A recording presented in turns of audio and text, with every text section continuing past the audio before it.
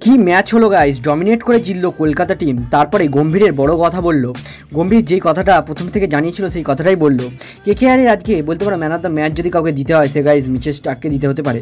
কেন মিচেল স্টার্কই একদম Travis টুল্লাকে out করেছে। হ্যাঁ গাইস, এই ট্র্যাভিসের যেন একটা বড় মাপের প্লেয়ার, কিন্তু কেকেআরের সামনে যেন এই ট্র্যাভিসেটও টিকতে পারলো না। গৌতম গম্ভীর প্রচুর অ্যাগ্রেশন দেখালো। আজকের ম্যাচটা জেতার জন্য ভেঙ্কটেশ আইয়ার আর সুরেশ আইয়ার ভালো পার্টনারশিপ করলো। ওপেনিং পার্টনারশিপে সুনীল নারিনের কামব্যাক হলো।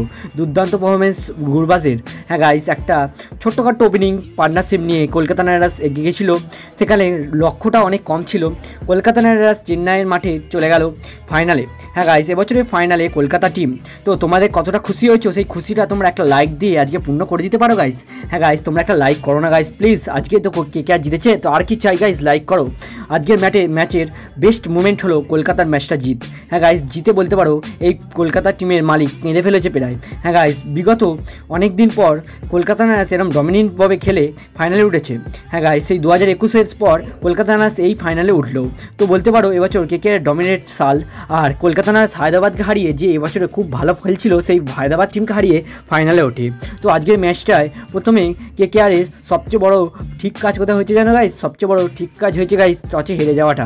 কেন প্যাট কামিন্স যে প্রথমে ব্যাট করার ডিসিশনটা নিয়েছে ওটা সবচেয়ে বড় ভুল ডিসিশন। কেন এই গুজরাটের পিচে প্রচুর ডিউ আসে লাস্টের দিকে।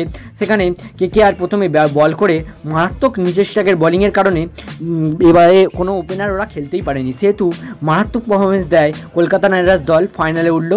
একটা সাবস্ক্রাইব করতে ভুলবে না। কেকেআরকে যদি ভালো টিম মনে করো একটু কমেন্ট করো কেমন লাগলো আজকের ম্যাচটা, তোমরা অবশ্যই কমেন্ট করতে ভুলবে।